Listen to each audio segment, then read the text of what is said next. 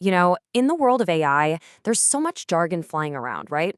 Terms like ethical AI and responsible AI, they get used almost interchangeably. But do they actually mean the same thing? Well, today we're going to unpack 5 pairs of these commonly confused terms to give you the clarity you need to talk about AI with real confidence. Let's dive in. First things first, before we jump in, I want to be super clear about where all this info is coming from. Everything in this explainer is pulled directly from Chapter 6 of a fantastic document called Ethical AI and AI Security, a comprehensive glossary, which was put together by Virtualization Options LLC.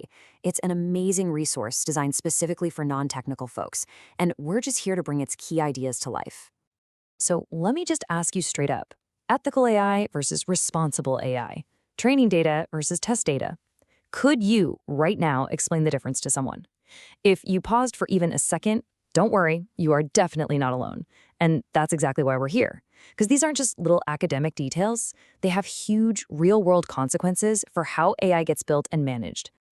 All right, so here's our game plan. We're going to explore the difference between what a system is versus why it makes a certain choice. We'll look at accidents versus attacks, and then principles versus practice.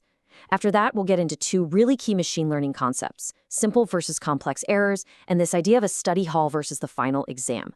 Let's get started. First up, what versus why? This one is all about the difference between transparency and explainability. You hear these two thrown around all the time like they're the same thing, but honestly, they answer fundamentally different questions about any AI system. Okay, let's break this down. Transparency, over on the left, is really about openness. It's the answer to the question, what is this thing? So for instance, a company might say, hey, just so you know, we use a deep neural network for medical diagnosis. Great, now you know what it is. But explainability, on the right, that's about understanding a specific decision. It answers the question, why did I get this result? Like a system telling you that your loan was denied specifically because of your high debt-to-income ratio. So, here's the bottom line. Transparency is broad. It's about the system in general. Explainability is personal and specific. It's about one single outcome. And believe me, this isn't just splitting hairs. It really, really matters. Transparency gives you the info you need to decide if you even want to use a system in the first place. But explainability, that gives you the power to stand up and challenge a decision it makes about you that might be unfair. All right, next up we've got a really important one, accidents versus attacks. This gets right to the heart of how we protect our AI systems, and it perfectly highlights the difference between AI safety and AI security. The basic question here is, are we trying to protect a system from itself or from somebody else? So when we talk about AI safety, we're really talking about preventing harm from the system's own mistakes. Things like bugs, design flaws, or when it just does something totally unexpected. The question you're asking is this system going to do what we meant for it to do without messing something up by accident? Now, AI security is completely different. It's about defense. It assumes there are bad guys out there, hackers, saboteurs, actively trying to break the system. The question there is, how could someone attack this thing? The easiest way to think about this is with a car analogy. It just clicks. AI safety is like your car's brakes failing because of a manufacturing defect. That's an accident. AI security is when someone sneaks in at night and cuts your brake lines. That's a deliberate attack. And a system absolutely needs both. You could have the most secure, unhackable system in the world that's still fundamentally unsafe because it makes terrible bias mistakes. And on the flip side, you could have a perfectly safe system that's a sitting duck for an attacker. You've got to solve for both. Okay, for our third pairing, we're looking at principles versus practice. This is a great one for clearing up the confusion between ethical AI and responsible AI. Think of one as the why, the moral compass, and the other as the how, the map you use to actually get where you're going. Think about ethical AI as the big picture thinkers, right? This is the world of ethicists and social scientists asking those huge foundational questions like, should we even build this? What are our values here? It's all about the guiding moral principles. Then you have responsible AI. This is where the rubber meets the road. This is for the developers, the legal teams, the product managers. They take those big ethical ideas and ask, okay, how do we actually do this? What are the processes, the checklists, the governance structures we need to build to make sure we're not just talking the talk?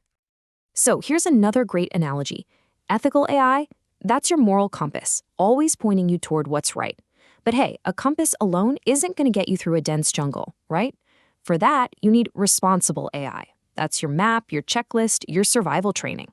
Because at the end of the day, ethical principles without a plan are just nice sounding words, and a plan without any ethical principles, well, that's just busy work without a soul.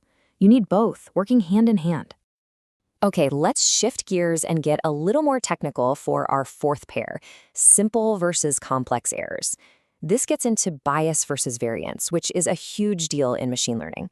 And it's super important to call out, just like the source material does, that we're talking about statistical bias here, not the social or algorithmic bias you might hear about in the news. It's a different concept. Okay, so what is high bias? Well, it means your model is just too simple.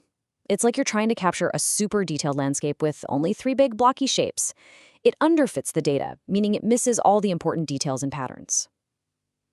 High variance is the total opposite problem. Now your model is too complex. It overfits. It's like an artist who memorizes every single freckle on one person's face so perfectly that they can't draw anyone else. It learns all the random noise in the data it studied, so the second it sees something new, it completely falls apart. So if you look at the symptoms, it becomes pretty clear. A model with high bias, it does poorly on the data it trained on, and it does poorly on new data. It just never really learned the lesson. But a model with high variance, it looks like a genius on its training data, gets an A+, but then it fails spectacularly on the new test data.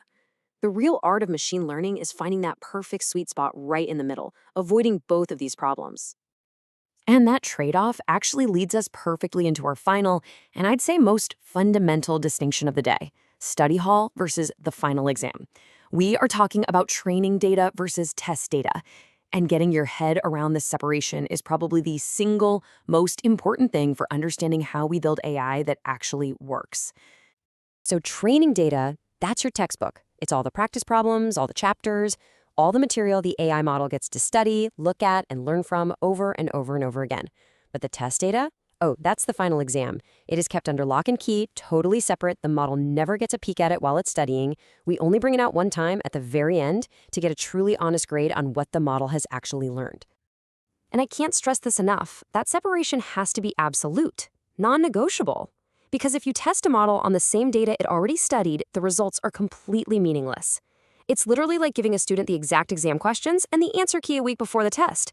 Sure, they'll get a perfect score, but did they actually learn anything? Of course not. The performance on that unseen test data is the only real way we know how the model might actually do out in the real world.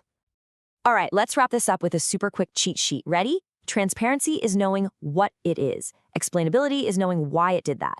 Safety is protecting from accidents. Security is protecting from attacks. Ethical AI gives you the guiding principles. Responsible AI is how you actually put them into practice. Bias is being too simple. Variance is being way too complex. And finally, training data is the stuff you study, and test data is the final exam.